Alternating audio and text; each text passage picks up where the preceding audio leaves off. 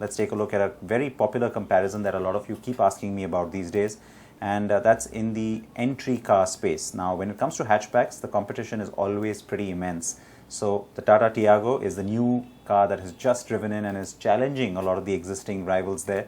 And one of the key rivals it needs to take on is, of course, that car, the Maruti Suzuki Celerio. So you can do that. You can compare the two cars, take a look at their specs, their prices, how they match up. And what's more, we'll also, of course, do a lot more than simply show you a comparison table. We'll, of course, drive them for you and test them for you as well. So take a look at this comparison now between the Tiago and the best-selling Celerio.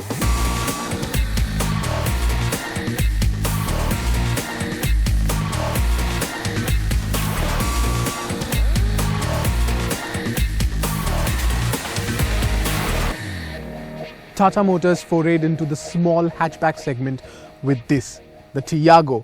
While it's a refreshing change to the entire portfolio, what Tata managed to do is undercut all its rivals by pricing it just right, even the petrol and the diesel.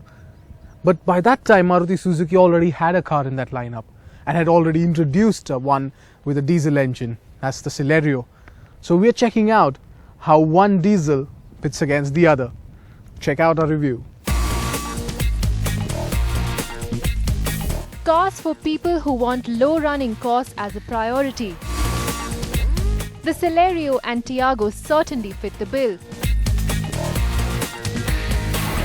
Maruti Suzuki has been selling an average of 6,000 units of the Celerio every month, and Tata Motors has just about broken the 4,000 units mark in June. So the Celerio has been more popular, but the Tiago is still relatively new. And as we've said before, offers features and space of a bigger hatch while operating in the Celerio's value range. Make them stand side by side and you'll see how young the Tiago looks. The Celerio is quite bland and neutral, and the Tiago wins on design appeal. And that's true inside too. The cabin on the Tiago is well laid out, and though it's not as wide as the Celerio, it still comes across as quite spacious. The thing that comes across is the much improved material quality to the interior fit at Tata. There's lots of storage space too, but the Celerio matches the Tiago here. The Celerio gets a dual tone theme, which adds a bit of color to the cabin. But when you compare the quality of the material used, yet again the Tiago triumphs. The front seats on the Celerio are comfortable and the legroom at the rear impresses. The lack of leg and headroom at the rear is a sticking point on the Tiago. In fact, the lack of thigh support on all seats will make travelling long distances a little painful. What is also painful is the sound of the Celerio's engine. Rev it above 3000 RPM and the sound becomes shrill, which is obviously not great. On the diesel Celerio, the 2-cylinder turbo diesel engine makes just 47 brake horsepower. However, there's a respectable 125 Nm of torque on offer. The Tiago gets a bigger 1047cc 3-cylinder engine, which is good enough for 69 brake horsepower and 140 Nm of torque, so it has got the upper hand on output. But the Celerio is lighter by nearly 180 kilograms, and this means it's a bit more agile. The Tiago has more pulling power than the Celerio, which helps it sprint.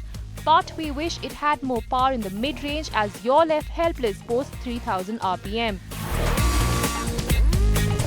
What we also noticed was the clutch, brake and accelerator pedals were a bit closer to each other than on the Celerio, which is why you have to be careful and get the footwork right.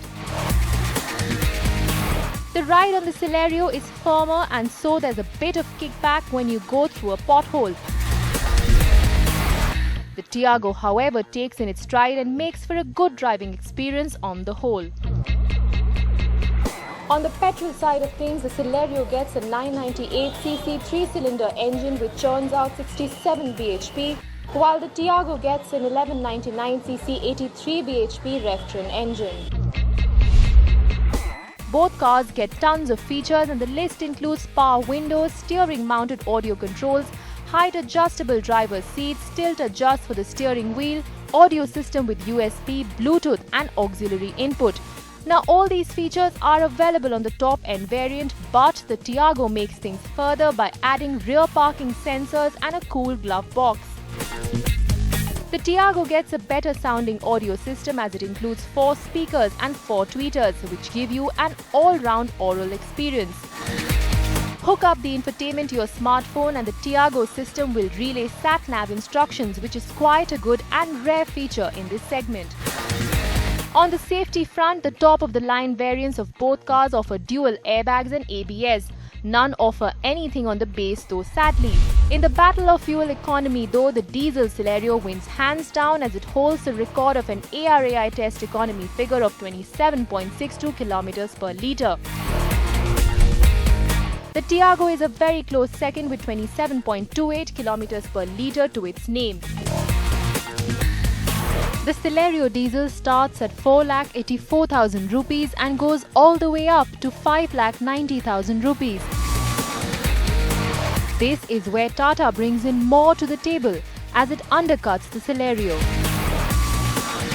The Tiago costs 3,84,000 rupees and go all the way up to rupees 5,54,000 rupees, which make it quite a good deal. The Celerio with a petrol engine starts at 4 lakh right up to 5,10,000 rupees, with the AMT price between 5,40,000 rupees to 5,23,000 rupees, while the Tiago petrol costs between 3,20,000 to 4,81,000 rupees. And so, if it wasn't obvious already, Tata has certainly managed to set a new benchmark in this segment with the Tiago, and it's certainly the deserving winner in this contest.